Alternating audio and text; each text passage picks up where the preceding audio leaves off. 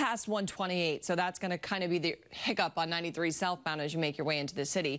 We are watching a couple of other issues here. So we have 10-minute delays on the red line. This is due to a train with an earlier mechanical issue heading northbound over at Park Street. And then we have 20-minute delays on the commuter rail, the Needham line that's getting to South Station. This is due to a signal issue, Kate. All right, Brianna, thank you. President Trump is out of the hospital this morning, back at the White House, but his doctors are warning he is not out of the woods yet. And his message to the nation is causing some controversy. Anna Myler is following the latest developments for us this morning. Anna? Liam, Kate, after about 72 hours at the Walter Reed Medical Center, President Trump's physicians gave him the okay to return to the White House, where he will continue his treatment. His doctor says that he will be closely monitored for the next week. And today, the president is expected to take his 5th and final dose of the antiviral drug remdesivir. President Trump left the hospital just after 6:30 last night wearing a surgical mask. He flashed a thumbs up as he walked out to his motorcade without assistance. He flew aboard Marine One back to the White House, and though he still has the coronavirus, he removed his mask, gave another thumbs up and a salute. The president then recorded this video message.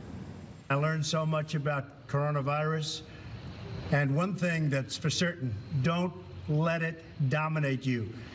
Don't be afraid of it. You're going to beat it. We have the best medical equipment, we have the best medicines, all developed recently.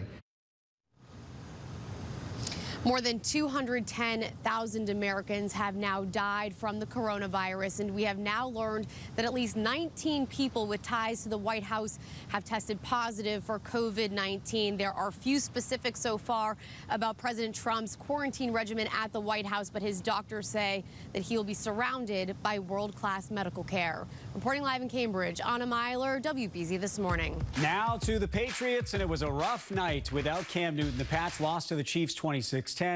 The other big story from the game, James White's emotional return. Nick Giovanni is live at Gillette with more on that part of this story. Nick? And Liam, after missing 2 games, James White shared that being back in the locker room, back on the field, helped ease his mind. I'm just trying to push through. That's what my dad wanted me to do, so just trying to take it one day at a time. Did some amazing things.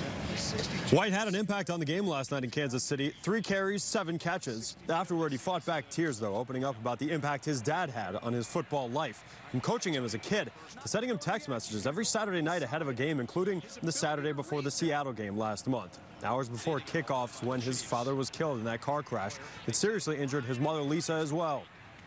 I miss getting those, that text that he would usually send me on Saturday nights, before games. Give me, sorry.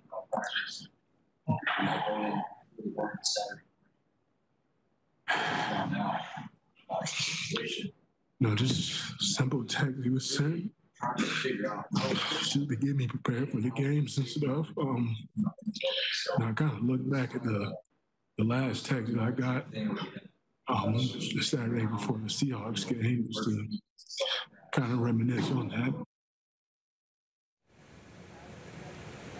He went on to share that his mom's condition continuing to improve, as well as being around his family and his football family and his teammates, also helping to keep his mind at ease right now. Live in Foxborough, Nick Giovanni, WBZ This Morning. It is back to business for some companies in lower-risk communities. Extreme Craze in Woburn welcomed customers back for the first time in 7 months yesterday as part of Step 2 of the state's Phase 3 reopening plan. Indoor recreational facilities can now operate at 50% capacity. Huge day. Huge day to determining whether or not we're going to survive or not. Our industry has been really devastated by this. Some lower-risk communities are holding off on this phase, including Somerville and Cambridge. Well, despite the pandemic, crowds are heading to